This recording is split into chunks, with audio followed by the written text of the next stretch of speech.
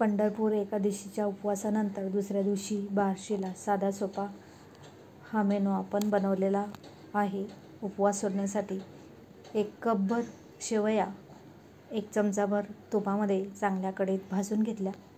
बाजूलाच दूध चांगलं गरम करून घेतलं होतं. खीर बनवायच्या अगोदर भाताचा कुकर लावून घेतला. गरम दुधामध्येच ज्या तुपामध्ये भाजून घेतलेल्या शेवया होत्या त्या घालून घेतल्या. याच्यामध्ये 1 चमचाभर ड्रायफ्रूट पावडर घालून घेतली. दूध चांगलं उकळलेच होतं तरी देखील भाजलेल्या शेवया घालून त्याला चांगली पुन्हा उकळी आणली. खिरीला चांगली उकळी आली त्याच्यानंतर त्याच्यामध्ये आपल्याला साखर घालायची आहे. तर मी येथे 1 वाटीभर साखर घालून घेतली. साखर घातल्यानंतर एकदा मिक्स करून घ्यायची खीर आणि पुन्हा एकदा छान अशी उकळी येऊ दिली. उकळी आल्यानंतर साखर चांगली विरघळली गेली. ज्या शेवया आहेत त्या देखील या दुधामध्ये चांगल्या शिजल्या गेलेल्या आहेत. दूध चांगलं उकळलेलंच होतं. तुम्ही बघू शकता घट्ट अशी छान अशी झटपट आपली शेवयांची खीर तयार झाली. खीर तयार झाली त्याच्यानंतर गॅस बंद करून मी त्याच्यामध्ये अर्धा चमचा वेलची पावडर घालून घेतली. वेलची पावडर घालून खीर चांगली मिक्स केली आणि आता खीर बाजूला ठेवूयात. आणि आज आपण भाजीमध्ये मुगाचा भोपळा घेतलेला आहे तर त्याची भाजी आपण करणार आहोत. तर त्याच्यासाठी वाटणामध्ये सुकं खोबरं जे भाजून घेतलेलं आहे, लसूण आणि 4-5 हिरव्या मिरच्यांचे तुकडे घालून मी हे वाटण बनवून घेते. खोबरं आहे सुकं त्याच्यामुळे पहिल्यांदा पाणी न घालताच थोडंसं फिरवून घ्यायचं. फिरवून घेतल्यानंतर त्याच्यामध्ये आपण कोथिंबीर घालून घेतो आहे. मूठभर भाजलेले शेंगदाणे आणि पाणी घालून आपल्याला हे वाटण छान असं बारीक करून घ्यायचं आहे मिक्सरला. कोळी कोथिंबीर ती देखील कापून घ्यायची आहे आपल्याला. जी भोपळा कापतानाच मी कापून घेतली आहे.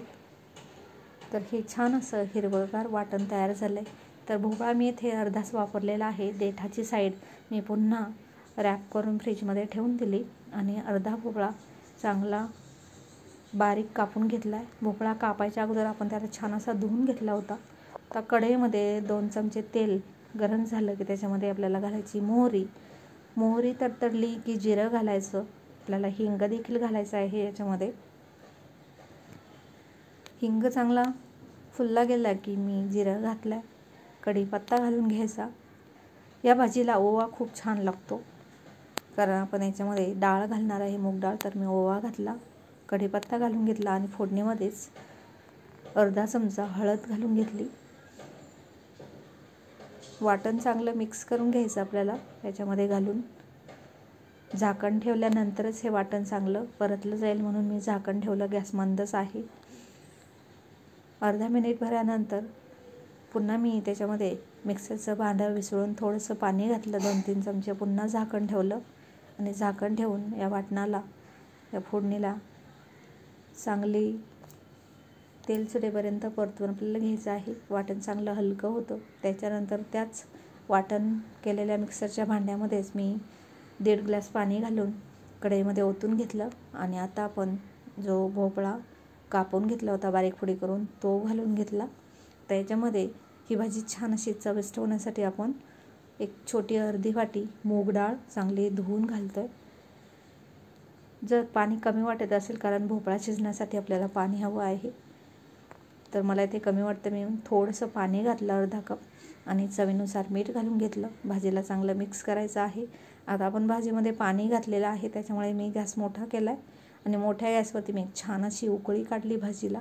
उकळी आल्यानंतर पुन्हा गॅस मंद केला. बारीक गॅसवरती झाकण ठेवून आपल्याला हा भोपळा शिजेपर्यंत या भाजीला शिजवून घ्यायचा आहे. मध्ये चेक केला 1 वेळा शिजला नव्हता म्हणून पुन्हा झाकण ठेवून मंद आचेवरती भाजी शिजू दिली. भोपळा चांगला शिजला गेला. गॅस बंद केला.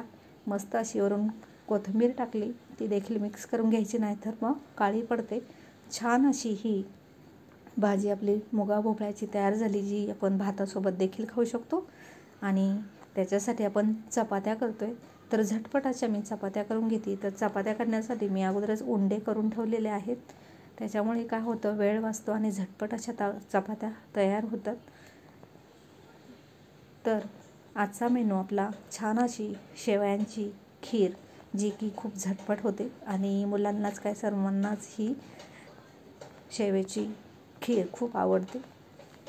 त्याच्यामध्ये पाणी अजिबात घालायचं नाही, चांगलं भरपूर खरपूस असं उकळलेलं दूधच घालायचं.